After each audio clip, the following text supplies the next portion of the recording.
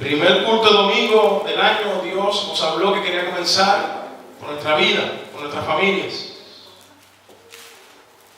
A quitar todo aquello que nos separaba de Él para poder dar a otros y traer a otros y obtener esa gran cosecha en el nombre del Señor.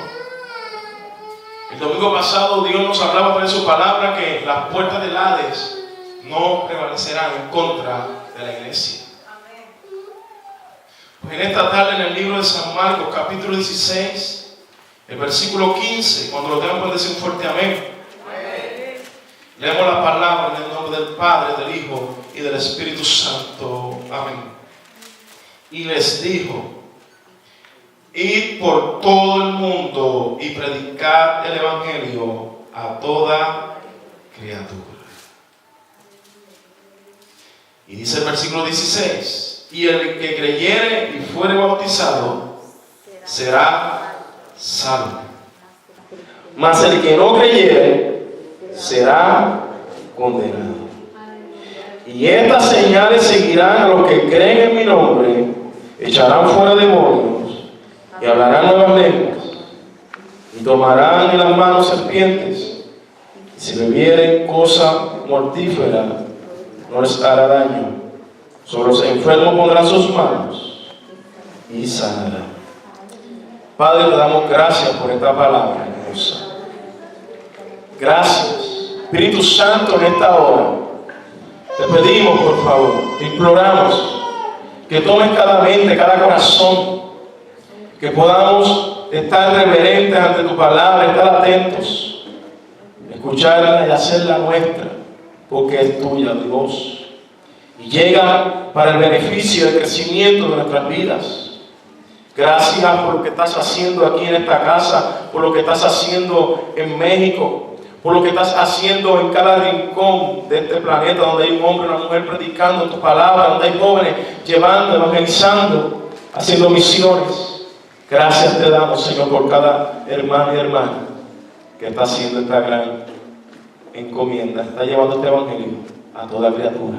Cuídales y bendíceles hoy, mañana y siempre. Amén.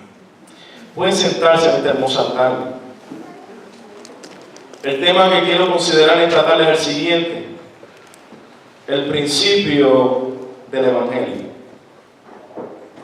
El principio del Evangelio. Cuando vamos al libro de San Marcos, el capítulo 1, y vamos al versículo 1, este capítulo 1 y versículo 1 nos están hablando, y dice de la siguiente manera: principio del Evangelio de Jesucristo, Hijo de Dios, como está escrito en Isaías, el profeta: he aquí yo envío mi mensajero delante de tu faz, el cual preparará tu camino delante de ti. Voz del que clama en el desierto: preparad el camino del Señor, enderezad sus sendas. Cuando vemos el principio San Marcos, el mismo comienza con la palabra evangelio, y el tema principal de San Marcos, cuando vamos a ese libro, enfatiza en el evangelio de Jesucristo. Entonces, el principio del evangelio es Jesucristo. Pero en ese principio se da un gran evento. Juan el Bautista es separado, escogido para preparar el camino. Y por eso vemos a Juan el Bautista que comienza a predicar, comienza a bautizar, pero él deja algo en claro a todos aquellos hombres y mujeres que llegaban ante él, que vendría uno que los iba a bautizar en Espíritu Santo y fuego. Y cuando Juan el Bautista tiene la experiencia y la bendición que allí entre aquellos candidatos a bautismo que estaban allí, ve a Jesús. Él tiene la convicción, lo reconoce, que es el Salvador, y por tal razón no quiere bautizarle. Pero Jesús, sabiendo que esto se tenía que cumplir, como decía la Escritura, Juan bautiza a Jesús y el Espíritu Santo desciende en forma de paloma. Entonces que el principio del Evangelio se da en preparar el camino para la entrada de Cristo. El principio del Evangelio es Jesucristo. Y hoy se está dando un mover de lo sobrenatural. Y estamos escuchando mucho acerca de lo sobrenatural. Y se enfocan en los milagros, en las cosas, en los diamantes que caen, el oro que cae. Pero ¿sabe algo, iglesia? Cuando vamos a la palabra de Dios y vamos a lo que es sobrenatural, es caminar por el camino que Jesús ha trazado y decirles a otras vidas: en Jesucristo hay vida y esperanza. Amén. Si la iglesia quiere caminar sobre lo natural, sobre lo supremo, tiene que llevar un evangelio, una prédica que es Cristo Jesús, Señor de la iglesia. Eso es lo primero, predicar a Cristo, hablar de Cristo. Por eso la palabra dice que las señales y milagros nos van a seguir. No es buscar las señales y milagros, es llevar el mensaje del Cristo vivo, el Cristo que liberta y rompe toda cadena. Si queremos caminar sobre lo natural, tenemos que predicar a Jesucristo, el Hijo de Dios, el principio del Evangelio. Entonces, que con estas palabras se anticipa en el capítulo 1 de San Marcos el contenido. Y cuando vamos a la palabra evangelio, significa buena nueva. Y esta buena tiene como sujeto una persona, Jesucristo, el Hijo de Dios. El evangelio centraliza la persona de Jesucristo. Todo gira en Jesucristo, el Hijo de Dios. Hay un mensaje agradable a la persona de Jesucristo, que es el Hijo de Dios. La aceptación de este mensaje significa salvación. La aceptación de este mensaje significa que las cadenas se rompen. La aceptación de este mensaje significa que en Jesucristo hay gozo, alegría, paz. La aceptación de este mensaje significa que un hombre, una mujer, un joven, un niño se va a levantar y va a confesar que hay un solo Dios verdadero, aquel que habita en los cielos. La aceptación de este evangelio, de este mensaje, significa que las murallas caerán, que las familias serán restauradas, que los pueblos verán la gloria de Dios. Significa que donde quiera que llegue un hombre, un creyente, y hable de Jesucristo, allí llegará la paz, allí llegará la luz, y la luz alumbrará sobre las tinieblas. En esta hermosa tarde, el Señor nos habla a través de esta palabra, que antes que llegue el momento de alcanzar la gran cosecha, Él ha preparado el camino. El principio es Jesucristo. Miremos a la cruz del centro una vez más. Volvamos al evangelio de la cruz del centro. Hay que predicar que hay un Cristo vivo de poder. Puedo darle fuertes aplausos que vive. Dáselo fuerte en esta tarde, dáselo fuerte. Él vive, Él vive, Él vive, Él vive. Él es el hacedor de milagros. Pero el milagro más grande es cuando un hombre levanta sus manos y dice: Él es mi Salvador, Él es mi roca, Él es mi fortaleza. Oh, poderoso es el Señor, poderoso es Dios. Entonces, dice el capítulo 16 de San Marcos, que el que creyere, en el versículo 16, y fuera bautizado, será salvo. Pero esta salvación vacío o no se daba por accidente, no. ¿Cuáles son, les pregunto, y me hacía la pregunta, las condiciones necesarias para alcanzar la salvación? Hay unas condiciones que a través de la palabra las vemos. Lo primero que el ser humano necesita experimentar para alcanzar la salvación es el arrepentimiento. El arrepentimiento nos lleva a salvación.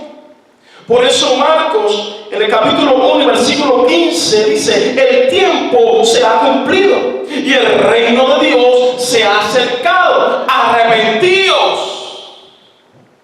Porque ese arrepentimiento es reconocimiento de pecado. Es reconocer al ser humano: estoy mal, necesito el perdón de Dios.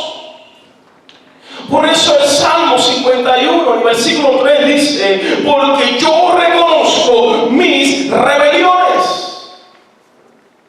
Yo reconozco, en otras palabras, reconozco mis pecados, me arrepiento de los mismos, entonces alcanzo perdón y salvación.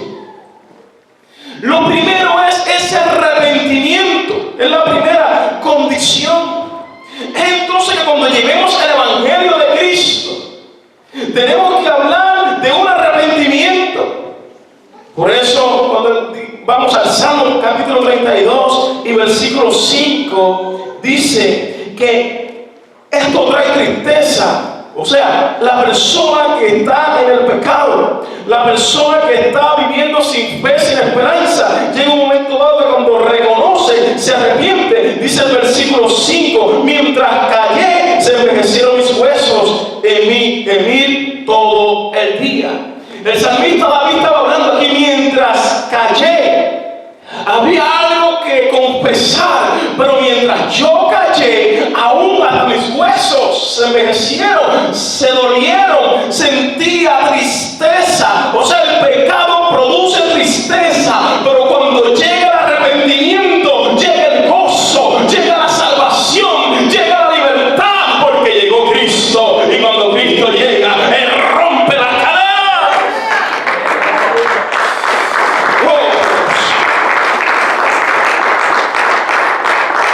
Hermano, el evangelio que predicamos es de poder, de autoridad. Es en Dios, es en Cristo Jesús. Por eso el Salmo 32, ahí en ese mismo versículo 5, vemos que hay una confesión de pecado. Porque el salmista dice más adelante ahí: mi pecado te declaré y no encubrí mi iniquidad. El salmista fue sincero ante la presencia de Dios. No encubrió su pecado. Reconoce que está en el mismo. Se arrepintió. Y cuando llega el arrepentimiento, llega el abandono del pecado. Se abandona el pecado. Isaías lo dice claramente en el capítulo 55 y versículo 7. Isaías dice de la siguiente manera: deja el impío su camino y el hombre inicuo sus pensamientos, y vuélvase a Jehová, el cual tendrá de él misericordia, al Dios nuestro, al cual será amplio en perdonar. El arrepentimiento produce que abandonemos. Abandono del pecado. Y ahora corremos a lo que nos acerca a Dios. Ahora corremos a aquellas cosas que son de bendición para nuestra vida espiritual, a lo que agrada a Dios. Ahora corremos a la palabra, a la Biblia, a estudiar, a buscar qué es lo que agrada a Dios, qué es lo que Dios pide de cada uno de nosotros. El arrepentimiento produce un retorno a Dios, que el ser humano, el hombre, la mujer, vuelvan a Dios. Por eso dice: deje el impío su camino y el hombre sus pensamientos, y vuélvase a Jehová. Porque volver a Jehová es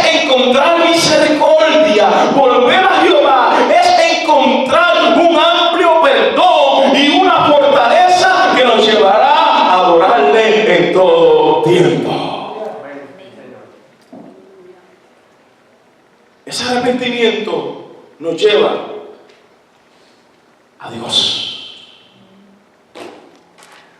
Hay otro proceso que se da y otro principio del Evangelio, es creer en el mismo. El Evangelio es Cristo Jesús.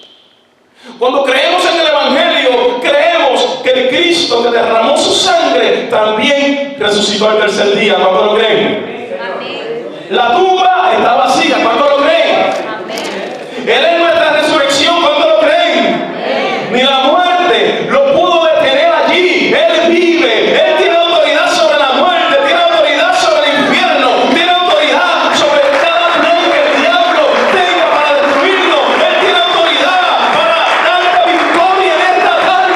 Él tiene la autoridad para darte la fuerza. Y usted le puede adorarle. Usted puede decir: yo en mi casa serviremos a Jehová.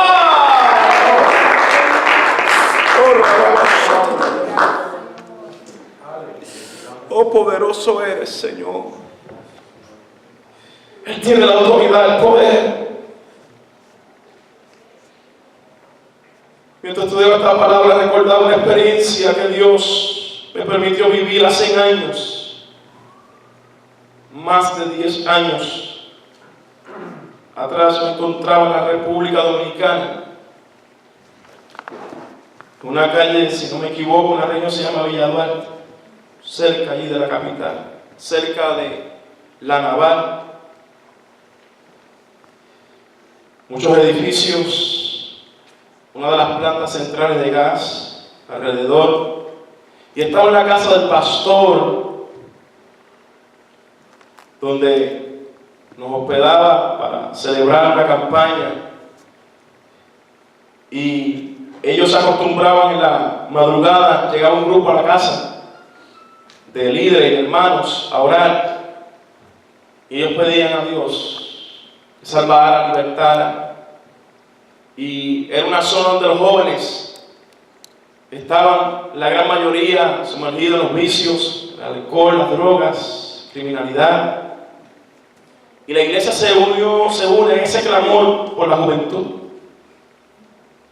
Y yo recuerdo que en esa intercesión con ellos, Dios habla a mi corazón y me dice estas palabras: pídeme, ¿qué quieres ver esta noche? La noche siguiente. Ya era el día, porque ya eran las madrugadas. Y mi corazón se impactó, se estremeció, y yo dije: no, estoy escuchando mal. Seguí orando. Y vuelvo a escuchar esa voz: pídeme, ¿qué quieres ver? Y yo continué orando. Y yo llamé al pastor y le dije: pastor, ore por mí, estoy escuchando la voz. Y me dice: varón, pídale. Y el Señor, te pido que salves. Trae juventud a esa nación. Libértalos. Restaura la familia, sana a los enfermos. Y comenzamos a orar. Al día siguiente, ese mismo día en la noche, cerraron una calle y el poder de Dios descendió allí, y comenzaba la gente a salir de los hogares, y comenzaban jóvenes a llegar a convertirse, y llegaban jóvenes gritando, llorando, endemoniados. Allí eran libertados por el poder de Dios.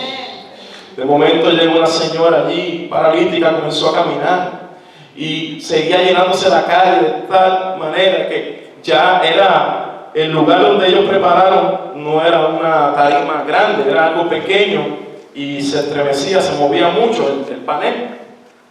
Y la gente comenzó allí a agruparse, las personas llorando, pidiendo oración. Y yo le dije al pastor: por favor, pide un taxi, porque ya están llegando demasiadas personas, y aquí quien está obrando, el dueño del poder, la autoridad, es Dios. Y salimos de aquel lugar, hermanos, y al día siguiente una reportera fue y ya tomó datos, porque la gente seguía llegando aún a altas horas de la noche. Llevaban enfermos, se levantaban, camas, sillas de ruedas, y fue un mover tan grande que parte de una pandilla en aquella noche se rompió completamente porque el jefe aceptó a Cristo como Salvador y ahí se incluyó todo el grupo que lo seguía. Hermano, fue un avivamiento, pero fue de salvación. Ese es el avivamiento verdadero, salvación. Amén, aleluya. Hermanos, y Dios quiere hacer cosas grandes. Él lo hizo hace años atrás, la experiencia que me permitió vivir. Pero estamos en un tiempo que Dios ha inquietado mi corazón para decirle que ha llegado ese tiempo. Y como decía la alabanza del pastor Rolando, de arrebato, ha llegado el tiempo de tomar otra vez. Y Dios ha puesto ese sentir en mi corazón que ha llegado el tiempo de poner la mano sobre los enfermos. Ha llegado el tiempo de predicar este evangelio a toda criatura. Ha llegado el tiempo de decir a los endemoniados: son libres por el poder de Jesús. Porque eso es parte del evangelio. No es solamente las palabras de un predicador, sino que también poder que viene de lo alto, que rompe, que transforma, que nos levanta. Y Dios ha puesto eso en mi corazón. Y quiero decirle que yo quiero tomar, yo quiero volver a hacer lo que Dios quiere. Y no, ¿por qué digo estas palabras? Porque a veces se levanta la persecución, se levantan tantas situaciones. Y como humano digo: Señor, yo no quiero continuar. Por favor, para usarme en esta área. No más, por favor. Pero hay un fuego dentro de mi corazón que arde. Y me dice: predica, habla.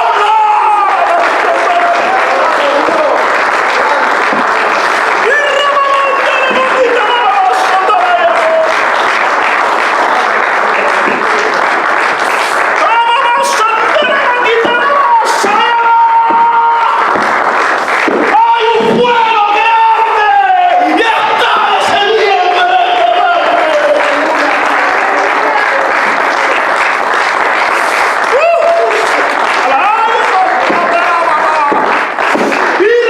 Santo, santo.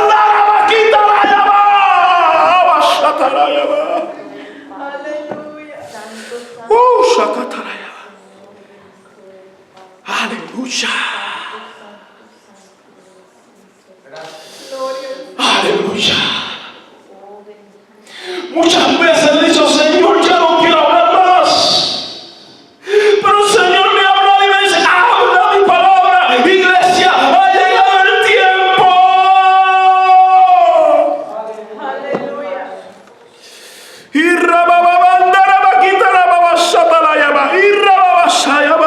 Dios quiere que ya abandonemos el pecado. Dios quiere llevarnos ante su presencia, porque con sus manos otros recibirán sanidades, con sus manos otros recibirán liberación, Aleluya. otros serán salvos. Le dije: Señor, lo que tú quieras. No lucho más. Muévate tu presencia. Porque Dios nos ha llamado a predicar la palabra nuestra. Y solamente salvación en Cristo Jesús. Hay un mundo que grita que le digan la verdad. ¿Quién es el Salvador? Es Cristo Jesús. Hay jóvenes que gritan en las calles: auxilio, hay que extender la mano, que venga como estén. Aquí Dios nos va a transformar a través de su Santo Espíritu. Amén.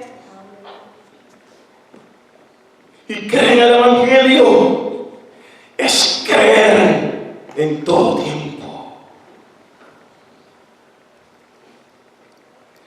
Creer en el Evangelio es tener conocimiento de Dios.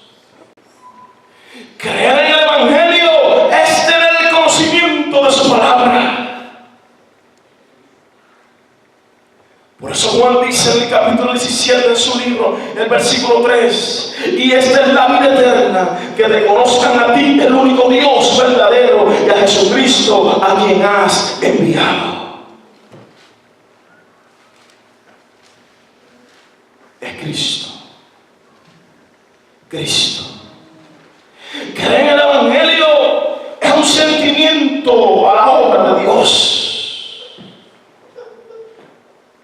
Es un compromiso a la obra de Dios. Porque esto nos va a llevar, como dice su palabra, que si confesares con tu boca que Jesús es el Señor y creyeres en tu corazón que Dios se levantó de los muertos, serás salvo. Porque con el corazón se cree para justicia, pero con la boca se confiesa para salvación. Y eso es palabra de Dios. Romanos capítulo 10, versículos 9 al 10. Por eso Juan en el capítulo 1 y versículo 12 dice: a propiciación de la obra de Dios, mas a todos los que le recibieron y a los que creen en su nombre, les dio potestad de ser hechos hijos de Dios. Ustedes son hijos de Dios, somos hijos de Dios. Él nos ha dado la potestad, Él nos ha dado el poder, Él nos ha llamado que somos sus hijos. Por lo tanto, usted como hijo puede adorarle. Usted y yo como hijos podemos levantar nuestras manos al cielo y podemos decir: Señor, dame la fuerza para continuar hacia adelante. Usted puede caminar en la libertad como hijo que Dios nos ha dado. En esa libertad.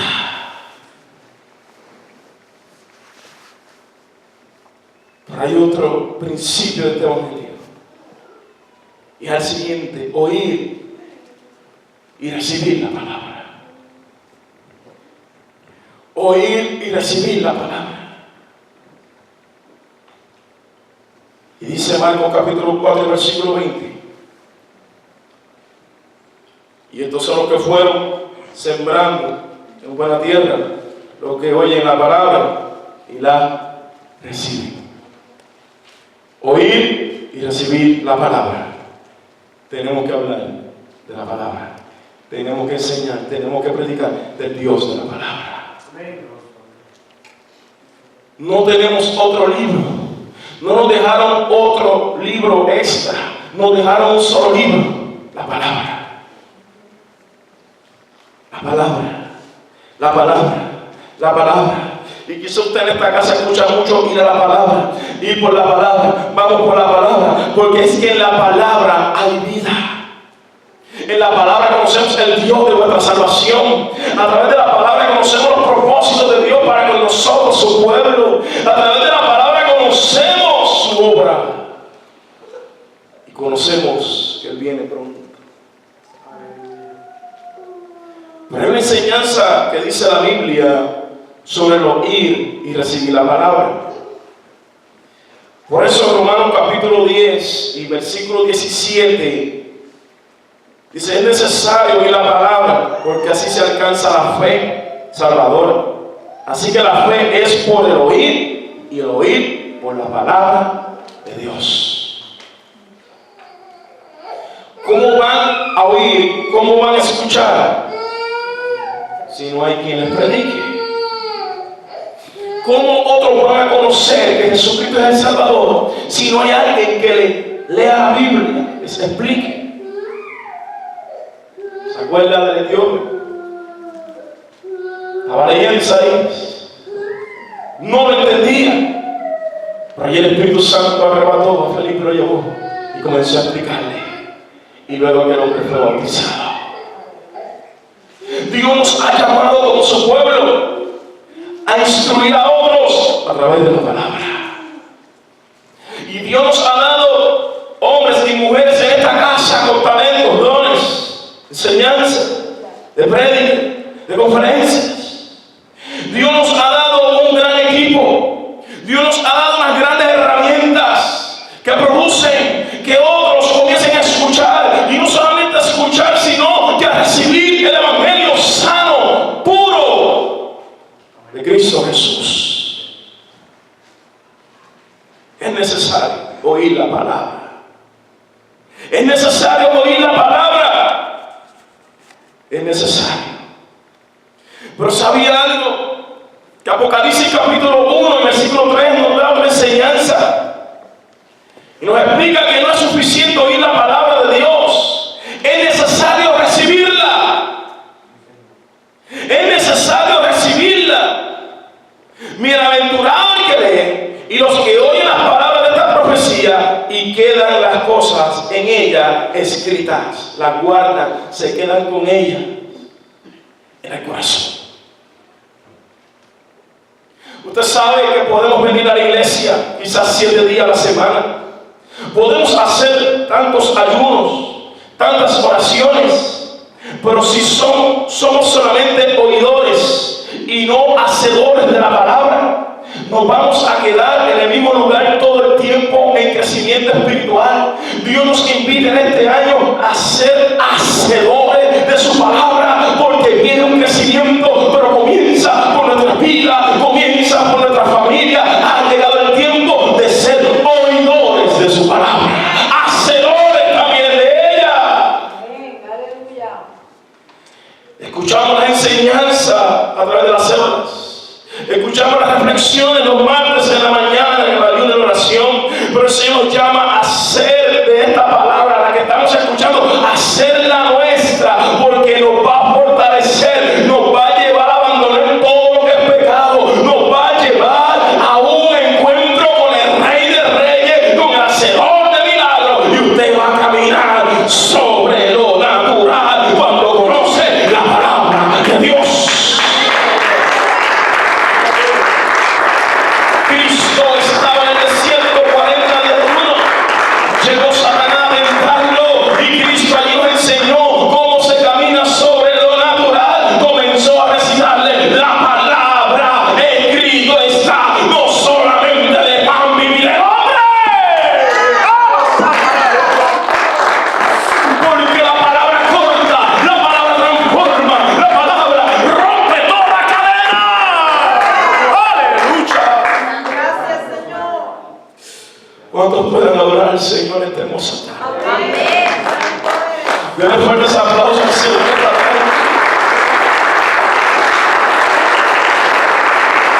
La palabra de Dios está fluyendo. El Espíritu Santo de Dios está llegando a cada corazón, porque es la palabra la que produce vida. Y en esta casa hay vida en esta tarde, porque hay hombres y mujeres lavados por la sangre del Cordero que pueden levantar sus manos, pueden abrir sus Biblias, pueden adorarle en todo tiempo. Amén. Aleluya. Donde fluye la palabra de Dios no hay espacio para sectas, no hay espacio para lo falso, porque la palabra se encarga de destruir, porque es un río que está fluyendo. Oh, y transforma nuestro corazón, nos acerca a Dios. Oír y recibir la palabra es sinónimo de obedecer. Ser obedientes a la misa, ser obedientes a esa palabra. Por eso Mateo, en el capítulo 7 y versículo 24, dice: cualquiera pues que me oye estas palabras y las hace, le compararé a un hombre prudente que edificó su casa sobre la roca. Edificó su casa sobre la roca. Cuando somos obedientes a la palabra, estamos construyendo sobre la roca, y la roca es Cristo Jesús.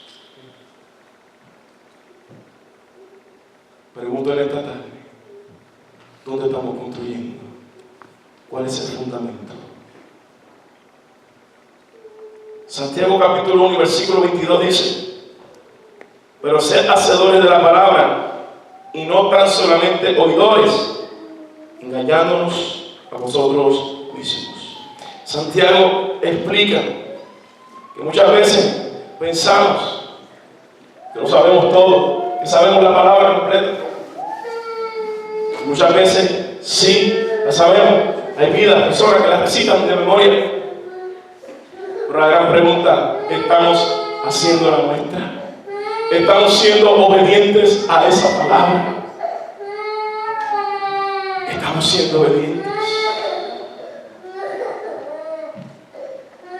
El principio del Evangelio también consiste en atender el llamado que Cristo extiende. Atender el llamado que Cristo extiende. ¿Y cuál es ese llamado? Lo vemos en Marcos capítulo 8, versículo 34. Y llamando a la gente, a sus discípulos, les dijo: si alguno quiere venir en pos de mí, niéguese a sí mismo y tome su cruz y sígame. Tome su cruz y sígame. O sea, no hay evangelio sin la cruz. La cruz se hace pesada en muchas ocasiones, pero Él la ligera, Él fortalece nuestros hombros. Él lo dice claramente: si alguno quiere venir en pos de mí, niéguese a sí mismo. ¿Negarse a sí mismo es fácil? No, no es fácil. Él está pidiendo: niéguese a sí mismo y tome su cruz y siga. Jesús lo que está pidiendo: si alguno quiere venir en pos de mí, el negarse a sí mismo significa que muera. Muera el yo, muera tus pensamientos, y ahora, como dijo el apóstol Pablo, ya no vivo yo, mas vive Cristo en mí. El apóstol Pablo lo lleva aún más allá: ahora vivo con Él juntamente crucificado.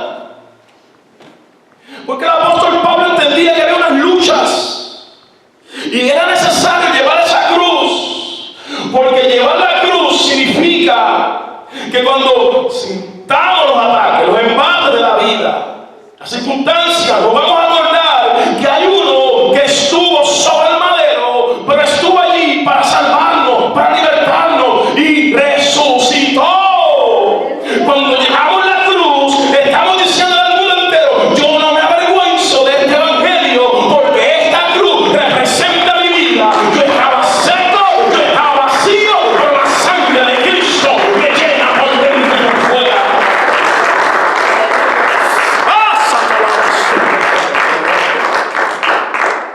El llevar la cruz significa que todo lo puedo en Cristo que me fortalece, porque ahora estoy diciendo al Señor: ya no es con mi fuerza, ahora es con la fuerza que viene de lo alto, la fuerza de tu Santo Espíritu. Si alguno quiere venir en pos de mí, niéguese. Y el Señor en esta tarde nos emplaza a nosotros, esta casa, a cada uno de nosotros, a negarnos a nosotros mismos, a reconocer que Él es el todo, a reconocer que Él está sobre todas las cosas, a reconocer que Él está aún sobre todo lo que tenemos aquí en la tierra, a reconocer que hay otros que necesitan llevar la cruz también. Amén. Significa marcados por el evangelio de la gracia.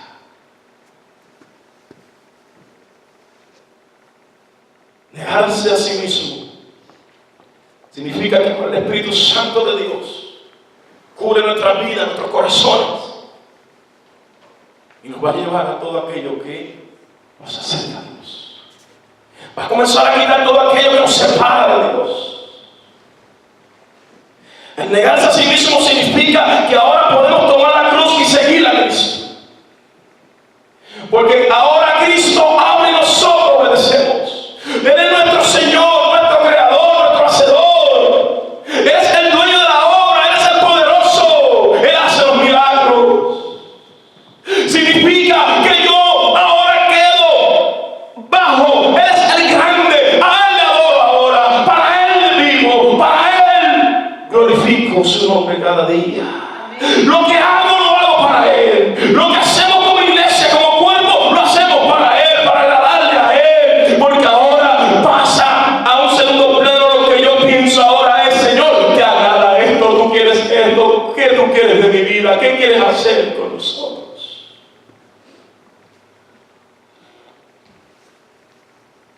¿Cuántas veces hemos tomado la cruz?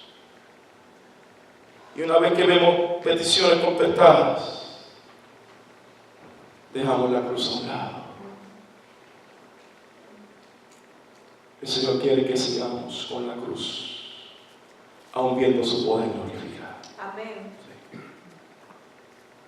El Señor quiere llevar a cosas grandes este año, mis hermanos, hermanas. El Señor nos está sacando de la monotonía, nos está sacando de los programas de hombres. El Señor nos está llevando ante su presencia. Porque aquí hay grandes hombres y mujeres llamados por Dios, marcados por Dios. Hay familias que son de bendición. Hay familias que el ministerio está marcado en sus corazones. Y déjeme decirle algo, este es el año de tomar la cruz, porque algo grande viene y esta iglesia va a parir otras obras aquí dentro de Estados Unidos y en otros continentes, porque Dios ha puesto en el corazón que así será. Y de aquí saldrá muchos de ustedes a llevar el evangelio de la gracia de Jesucristo. Dios nos trajo para formarnos, para transformarnos a través de su palabra, porque llegará un día que ustedes estarán ante un pueblo, aquí hay hombres llamados al pastorado, aquí hay hombres llamados al evangelismo, hay mujeres llamadas al pastorado, misioneras, misioneros. Aleluya. Pero el Señor quiere en esta hora que tomemos su cruz y sigamos a hacer su voluntad. Tomar la cruz significa que nada de este mundo me ata. Significa poder expresar lo que dijo Job. Yo sé que mi Redentor vive.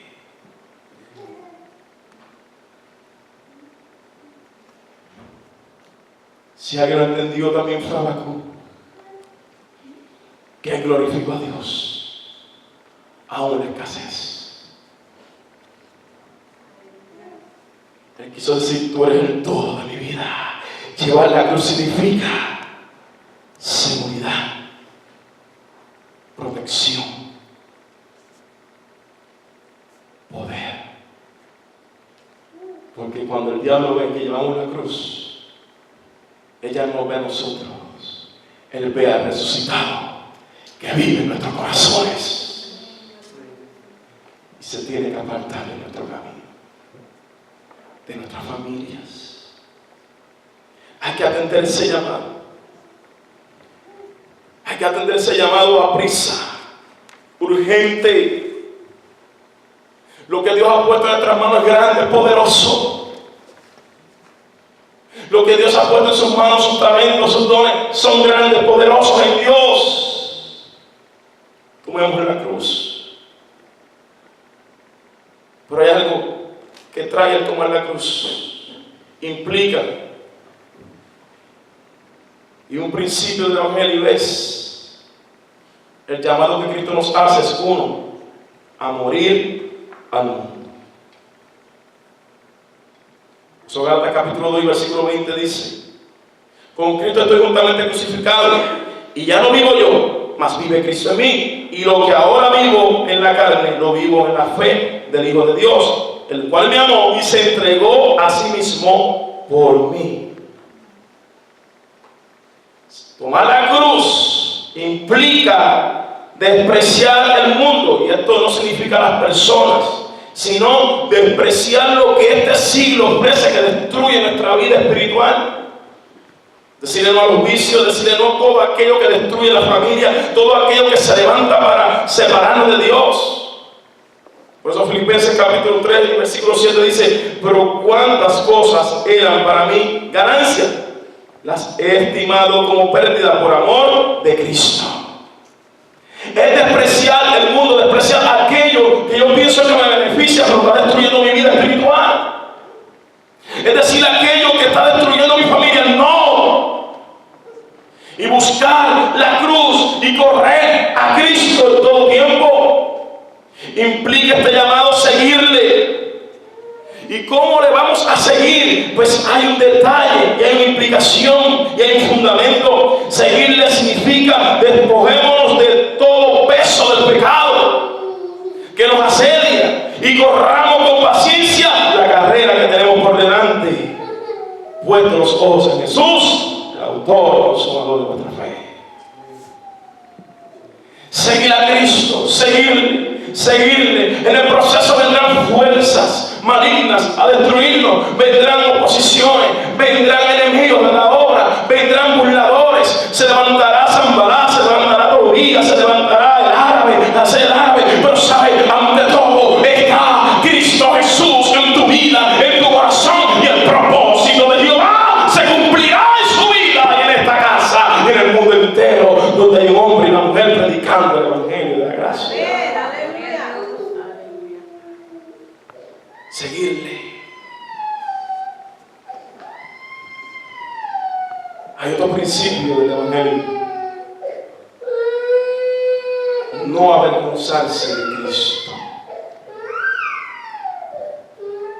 No avergonzarse de Cristo. Marcos capítulo 8 es enfático en esto, versículo 38,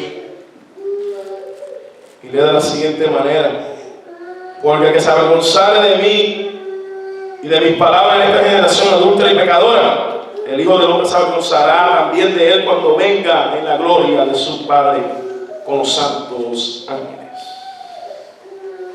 No nos avergonzamos de este evangelio. Es poder de Dios. ¿Para cuándo es bueno? ¿Para cuándo el Señor ha sido bueno? ¿Para cuándo ha sido bueno? ¿Se atreve a decir en esta tarde: no me avergüenzo del evangelio? Dígalo fuerte, adora al Señor en un aplauso, dígalo a los pocos vientos: no me avergüenzo del evangelio. El apóstol Pablo lo dijo claramente: no me avergüenzo del evangelio. Pasó naufragio, pasó hambre, estuvo desnudo, fue perseguido, lo apedrearon, lo azotaron. Sin embargo, el apóstol Pablo decía: no me avergüenzo del evangelio, porque es poder de Dios. ¿Y por qué es poder de Dios? Porque destruye fortaleza de maldad, rompe cadenas, liberta las mentes y levanta manos santas al cielo y corazones que adoran la gloria de Dios. Aleluya.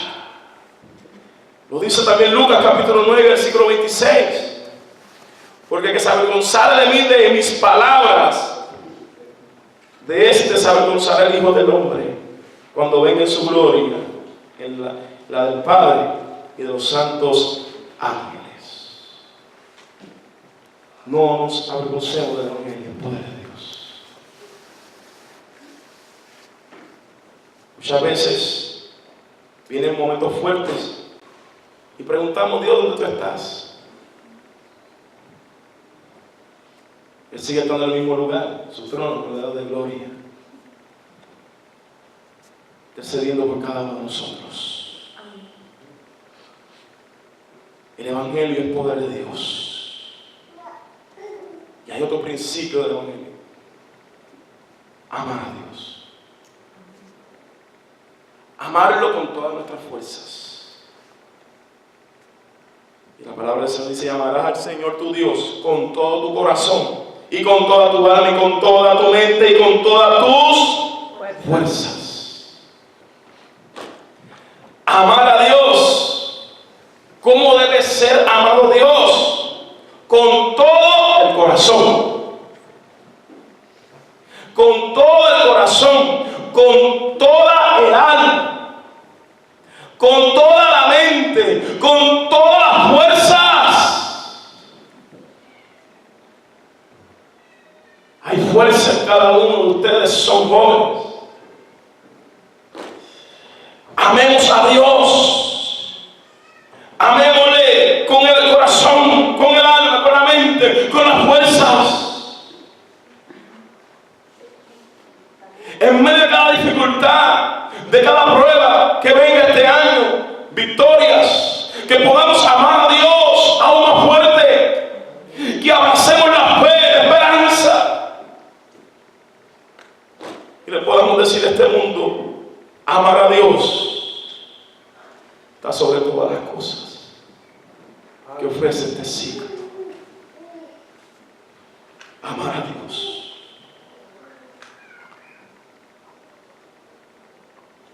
Y otro principio del Evangelio. Y sigo repitiendo, ¿por qué? Porque son principios fundamentales. Preservar el mismo, mantenernos en ese Evangelio hasta el fin de los días. Él quiere, Él anhela, Él espera de cada uno de nosotros que perseveremos hasta el fin. Amén. Porque dice la palabra que persevera hasta el fin, este será salvo. El Señor nos invita a caminar con paso firme. Ser fieles a Dios en todo tiempo. A buscarle. Apocalipsis capítulo 2, versículo 10 dice: sé fiel hasta la muerte y yo te daré la corona de la vida. Son principios que nos llevan a alcanzar y obtener la salvación y a caminar sobre lo natural. Muchas veces pensamos que todo quedó en confesar a Cristo. Por ahí comienza todo. Un proceso que dura hasta el fin. Amén. En el proceso vamos a caer, vamos a fallar, pero abogado tenemos. En el proceso nos vamos a sentir débiles, pero nos da las fuerzas. Y podemos decir que todo lo podemos en Cristo, que Él nos fortalece. ¿Cuántos lo creen que hermosa tarde? Les dejo una pregunta en esta tarde para que la analicemos dentro de nuestros corazones. Hemos llenado las condiciones de salvación como nos presenta Marcos. ¿O en qué proceso estamos? Quizás aceptamos al Señor, pero todavía no queremos morir al yo. Hemos aceptado al Señor, pero todavía estamos en el proceso de abandono del mundo, del pecado, o las cosas que sé que me están destruyendo, pero no puedo dejarlas porque me agradan. ¿En qué proceso estamos? ¿O hemos tomado la decisión de tomar la cruz y seguirle? Amén. Esperamos que esta predicación haya sido de gran bendición a tu vida, no importando las circunstancias. Alaba y adora a tu Creador, el Rey de Reyes y Señor de Señores. Dios te bendiga.